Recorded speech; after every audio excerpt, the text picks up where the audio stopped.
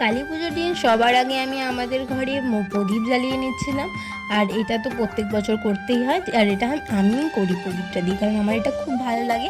মন্দিরে চলে গেছিলাম, সেখানেও দিয়ে এলাম। আর তারপর তো আগের ভিডিওতে আমি তোমাদেরকে সাথে শেয়ার করেইছি যে আমাদের ফ্ল্যাটে এবছর কালী পুজো হচ্ছে। তো সেখানে আমি অনেকক্ষণই ছিলাম।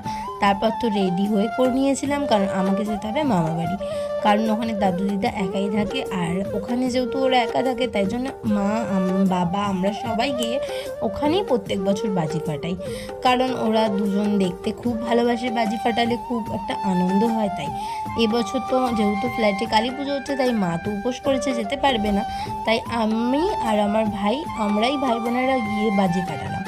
আর ওখানে বাজি ফাটানোর সময় সব সময় তো আর ভিডিওটা অন ছিল না, তাই দেখাতে পারলাম না। একটা রং মশাল দাদুকে দিয়েছিলাম, আর সেটা দাদুর হাতে বাস্ট করেছে, কিন্তু কিছু হয়নি। জাস্ট দাদুর হাতে যে লোমগুলো ছিল, লোমগুলো জ্বলে কালো হয়ে গেছে, এমনি কোনো ব্যথা জ্বালা পোড়া কিছুই হয়নি।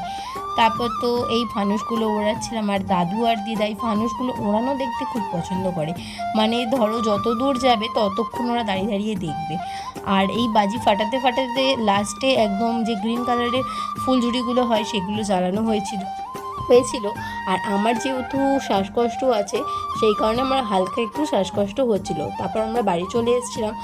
তারপর হঠাৎই আমার এতটাই কষ্ট হচ্ছিল যে আমাকে আর থাকতে না পেরে হসপিটালে নিয়ে যেতে হয়েছিল, আর অক্সিজেন দিতে হয়েছিল।